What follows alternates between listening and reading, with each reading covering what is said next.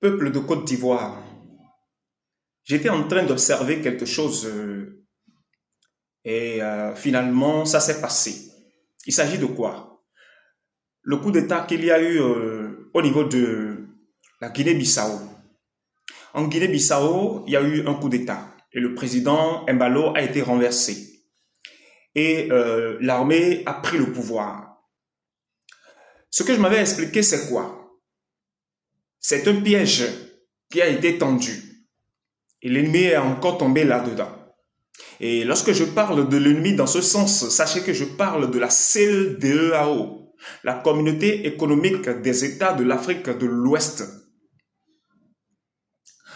Lorsque le cas du Niger s'est produit, pour ne pas parler du Mali, le Burkina, la CEDEAO avec Tinubu et Ouattara se sont levés avec Patrice Talon pour essayer d'empêcher ces coups d'État. Mais lorsque Ouattara a fait son coup d'État ici en Côte d'Ivoire, personne n'a bronché. Lorsque Ouattara a accompli son coup d'État, personne n'a parlé. Oui, parce que le braquage électoral qui a eu lieu, c'est un coup d'État. Selon moi, c'est un coup d'État. Un coup d'État dans quel sens? Arracher le pouvoir à celui qui devrait être le nouveau président de la Côte d'Ivoire. C'est ce que Alassane Ouattara a fait. Et personne n'a parlé. La communauté internationale, personne n'a bronché, personne n'a parlé. Je dis bien, la France n'a rien dit, les États-Unis n'ont rien dit, la CEDEAO n'a rien dit, l'ONU n'a rien dit, aucune organisation internationale non branchée. Quelqu'un, selon cette constitution de 2 mandats seulement, est allé jusqu'à son 4e mandat. Et il a réussi à mettre toute l'opposition du côté. Maintenant, a fait le braquage électoral pour devenir président de la République de la Côte d'Ivoire à nouveau. Et au sein même de la nation ivoirienne, il y a le procureur de la République, y compris bon nombre de personnes haut gradées qui peuvent quand même être en mesure de dire leurs derniers mots pour empêcher Ouattara, selon la Constitution, de briguer encore un nouveau mandat. Mais il l'a fait. Maintenant, lorsqu'il s'agit maintenant d'un coup d'État, en Guinée-Bissau, il se lève maintenant pour chercher à faire quelque chose pour empêcher cela. Je ris seulement. Peuple de Côte d'Ivoire, pourquoi je fais cette vidéo? Je vous dis que les semaines qui viennent, vous serez heureux. Vous serez tellement heureux. Tellement content les semaines qui viennent. Je le dis sans même aucune colère. On le sent même que je suis en joie. Vous voyez, je suis comme ça en fait, parce que c'est accompli, c'est accompli. Les gens vous disent dans les vidéos que dans le spirituel, Alassane Dramane Ouattara n'est plus un président de la République de Côte d'Ivoire. Ça, ce n'est pas faux. Mais moi, je ne vous dis pas que dans le spirituel, il ne l'est plus. Je vous dis, dans le physique, il ne l'est plus. C'est fini. Oui, c'est fini. Et comment ça va se passer, je vais vous le dire.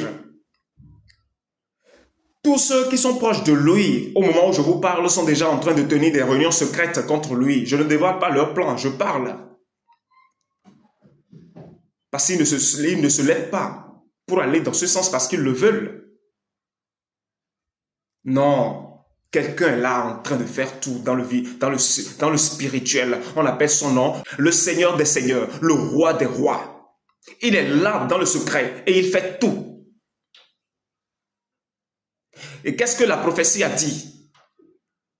Que 2026 n'est pas pour Alassane Ouattara. Ou bien, je vous le confirme, mes frères bien-aimés. Je vous le confirme, mes frères bien-aimés, mes sœurs bien-aimées. Sachez que 2026, ce n'est pas pour Alassane Ouattara. Non, non, ce n'est pas pour lui. Et il n'est pas le seul. Tous ceux qui l'aiment beaucoup, tous ceux qui l'entourent, ce n'est pas pour eux non plus. 2026, c'est pour qui? C'est pour ceux qui ont défendu la bonne cause au sein de la nation ivoirienne. Oui, je vous le dis. Je vous le dis, mes frères bien-aimés, je vous le dis. L'injustice, on en a marre de l'injustice. On en a assez de l'injustice.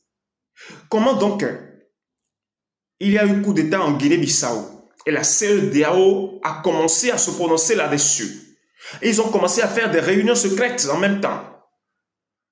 Alors que lorsqu'il y a eu coup d'État en Côte d'Ivoire, parce qu'il y en a eu, le 25 octobre passé, c'était un coup d'État. Et c'est Alassane Dramane Ouattara qui a fait ce coup d'État. Oui, je vous le dis. Et le prochain président qui devrait venir, il l'a empêché de venir. Mais pourquoi donc nécessairement Dieu doit s'acharner contre cet homme de Ouattara? Allez lire, comment l'appeler, Ésaïe le chapitre 4. Lisez Ésaïe le chapitre 4, vous allez comprendre clairement pourquoi donc le Seigneur est en train de se lever contre Ouattara. Parce que cette prophétie qui a été dite dans Ésaïe chapitre 4, c'est en train de se réaliser au moment où je vous parle. Jérusalem, dans lequel il y a le sang qui coule, le souffle de la justice doit nettoyer ce sang. Le souffle de la destruction doit nettoyer ce sang. Et toutes les personnes qui seront vivants sur ce sol seront des gens saints. Jérusalem, dans lequel le sang coulera. N'allez pas imaginer que c'est les choses anciennes. On parle de maintenant. Je vous l'ai déjà dit que la Côte d'Ivoire, c'est le nouveau Jérusalem des derniers temps. C'était la dernière fois, ils se sont levés pour faire les complots, faire comment vous l'appelez, des réunions pour essayer quand même de mettre fin à cette bouche qui parle. Celle-là qui parle. Qui pourra la contenir? Quel est cet homme sur la terre qui pourra contenir cette bouche qui parle? Pourras-tu vraiment contenir cette voix qui parle? Avant de chercher à te lever contre cette voix qui parle, va chercher, va fouiller, va chercher à savoir c'est quelle voix, il s'agit de quelle voix. Mais cet homme qui parle, nous l'écoutons, et il s'agit de qui? Pour ne pas emprunter ce chemin et te retrouver là où tu ne veux pas. Il te suffit juste de le penser et tu es frappé. Il n'y a rien à faire. Mes frères et sœurs, soyez heureux comme je le suis parce que je suis heureux. La honte est arrivée. La honte la plus puissante est arrivée. Et c'est Dieu qui est en train d'orchestrer cela.